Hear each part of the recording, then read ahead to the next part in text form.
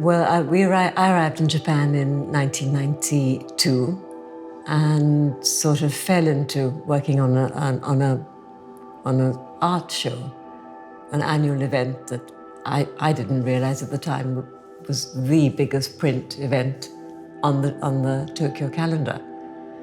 And I was part of a curating committee, and I completely fell in love with Japanese prints then.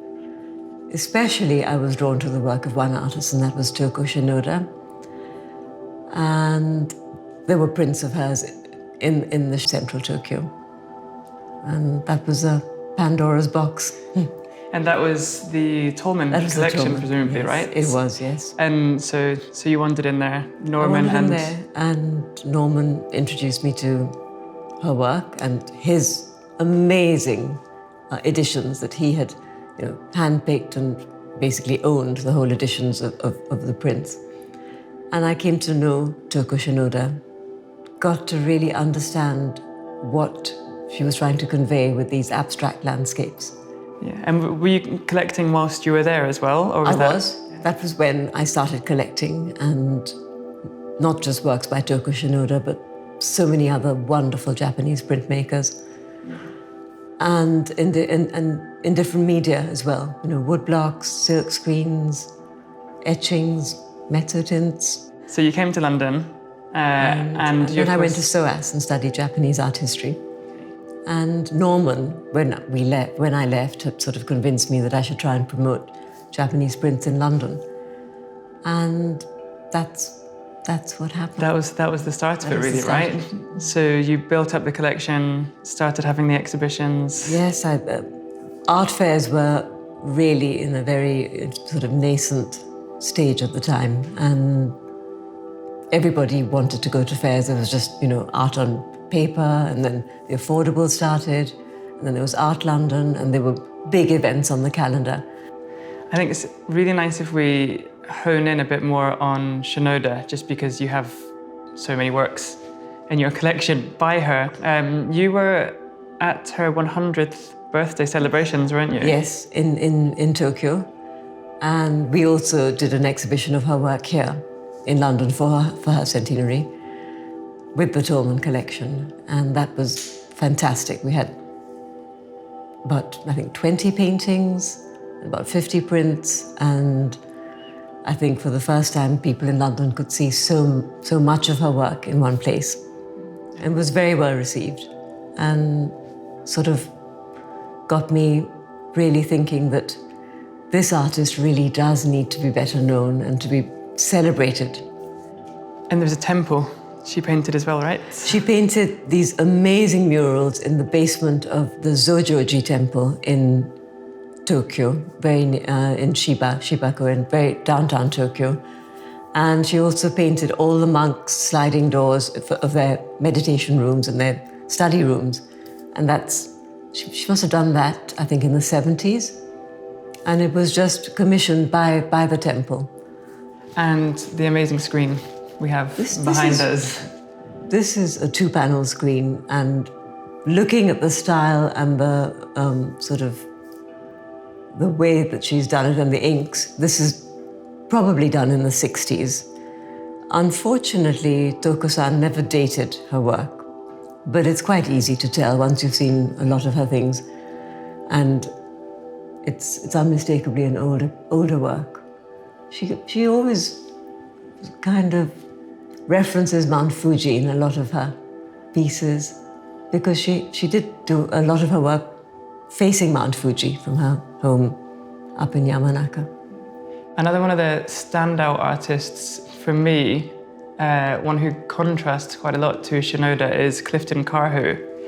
At what point did you discover his work, start collecting? Oh, at the same time. They're so different, but they're just so vibrant. They're very, very Japanese in terms of being woodblock prints, and I suppose depicting Japanese countryside scenes, and Kyoto especially. But they have that sort of dynamic verticals that are definitely a foreigner's hand, and I think that's terrific.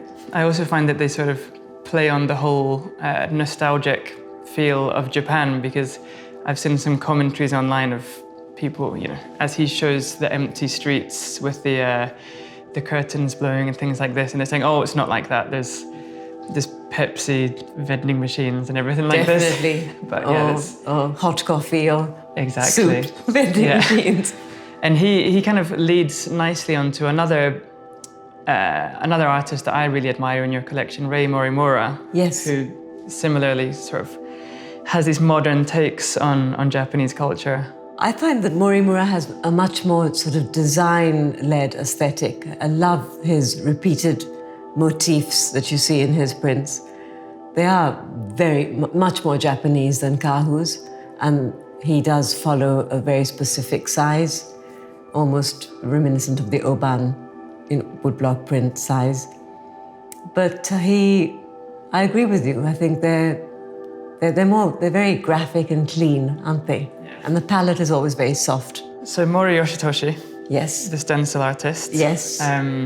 Let's speak a little bit about him. It's a very typical Japanese technique of the kappazuri stencil, which probably is crossover from kimono printing as well.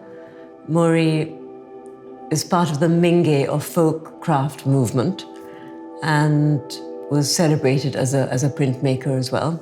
And then under him, you also have works by Hiromitsu. Hiromitsu was his successor and does these amazing, very stylish prints of kabuki actors and dramatic poses and the eyes going every which way. Mm. Yeah, no, I love them. Daniel Kelly, someone you've had a relationship with for a long time. Years. And we've been so lucky to have done solo exhibitions of his as well, his paintings, which are monumental, architectural almost pieces because they're so huge and 3D. Daniel is an artist of just incredible energy and creativity. His prints they almost defy definition. But I would like to talk about Nihonga painting as well. And we're very lucky to be representing Kazuko Shihashi and her beautiful, beautiful panels of mineral pigments, of scenes of nature, normally moons or sun, and some wonderfully seasonal foliage and flora. And she just breathes such spirit and life into her panels.